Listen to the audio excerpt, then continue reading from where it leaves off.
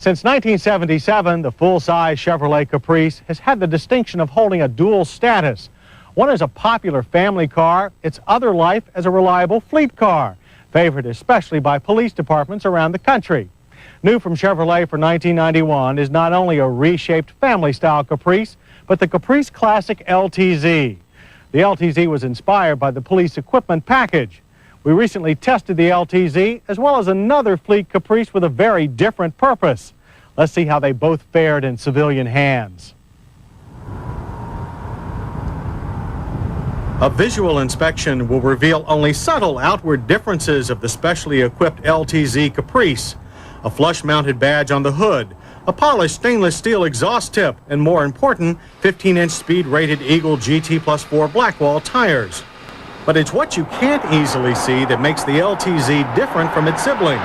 The LTZ's heavy-duty stabilizer bars, springs, shocks, heavy-gauge frame, and tuned body mounts all help to deliver a tighter ride and more responsive handling. The firmer steering matches the tighter suspension feel. In quick maneuvers, the LTZ responds obediently. The LTZ's handling package is so successful that it should be standard on all Caprices. Powering the LTZ is the Caprice's standard 5-liter V8, which delivers 170 horsepower and 255 pound-feet of torque. The one thing you can't get on the LTZ is the police cruiser's 195 horsepower, 5.7-liter V8. But a larger radiator and a transmission oil cooler have been added to keep powertrain temperatures lower under strenuous driving conditions. Our Caprice LTZ made a clean getaway, running 0 to 60 in 9.9 seconds and a quarter-mile time of 17.5 seconds with a finish line speed of 79 miles per hour. On the highway, we recorded 20 miles per gallon in typical driving. EPA estimates are 17 city and 26 highway. Even more important is the fact that the LTZ's taunter suspension doesn't overly compromise highway ride. It's still very comfortable. With standard anti-lock front disc brakes and larger rear drums, the LTZ stops securely in an impressive 112 feet. Inside, there is familiar Caprice Classic styling, with again a few differences for the LTZ. Nestled in among an analog tachometer, voltmeter, temperature, and oil pressure gauges is a large digital speedometer, calibrated as it would be on a real black and white. A big, flat, but comfortable bench seat with armrest reminds us of the LTZ's call to police duty. And what's the tab for this pseudo police cruiser? Well, add only $875 for the LTZ package to the Caprice Classic's $18,470 base, and you're ready to roll. The LTZ is a pleasure to drive and the 6-passenger bargain of the year.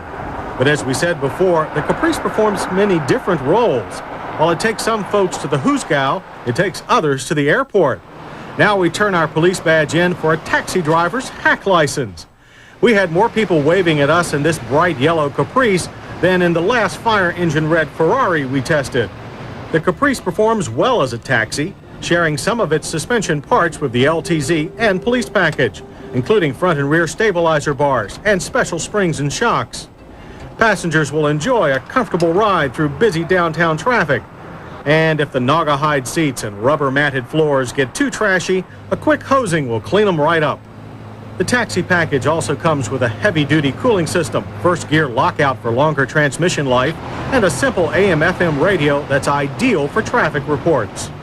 Calling this cab your own will cost a fare of $18,629, taxi light included. Our only problem with the Caprice as a police car or taxi is its shape. It's just not the square-jawed look that always meant either a radar trap or a trip uptown. Well, while shapes do change, the Chevrolet Caprice's tradition of service stubbornly remains the same.